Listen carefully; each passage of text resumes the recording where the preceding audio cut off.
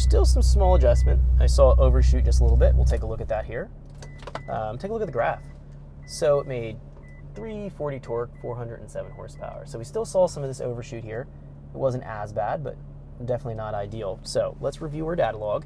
There's still some other things that we can do for adjustments and for some setup here.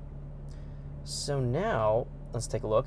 We're going to see that the wastegate duty cycle correction here still adding 10%, even though our target level was a bit better. It was a bit more realistic. We hit, let's go up top here in our table, hit about the same there. It looks like it almost looks like the exact same thing. So we have a more reasonable target. What we're going to do here is lower our thresholds down. Let's go here and put it at something like 20 psi, and at 3500 we'll put it at something like 14 psi. Now the other thing I'm going to do is lower my correction level here. I'm going to go here to 5 on the top here, so not 10. We'll lower how much we can correct it by. And then we'll also do the same thing here. We're going to lower this down and we'll do equals, and let's just say 8%. We'll let it correct 8% in the minus direction. And we'll see what that's going to do. The other thing that we're going to do is probably slow down the feedback. We do see that it's feeding back here. This is going to be that correction. We're going to slow that frequency down, the frequency part of it, how frequently it updates it in the closed loop correction. We talked about this. You see our intervals.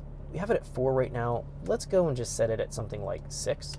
Let's slow this down just a little bit so it's not as hypersensitive. Every turbo setup is a little bit different. Some like to run a little bit lower number, making it more kind of feedback into the intervals are shorter and it feedbacks a little bit quicker into the closed loop routine. Others like to slow it down a little bit and try it slow. So we've minimized how much it's going to be able to add against our base values on the spool up range. We've also gave it a little bit lower target value right here, right where that overshoot's occurring. So between 35 and 4, that's right where we see in the dyno graph here we have that overshoot, and that's also right where we see this overshoot occurring, if we focus in right there, right around 4200. So it's because we have an unrealistic target rate before that. It's driving that error correction here. It's driving that error correction way up, which we want to avoid. Let's try this.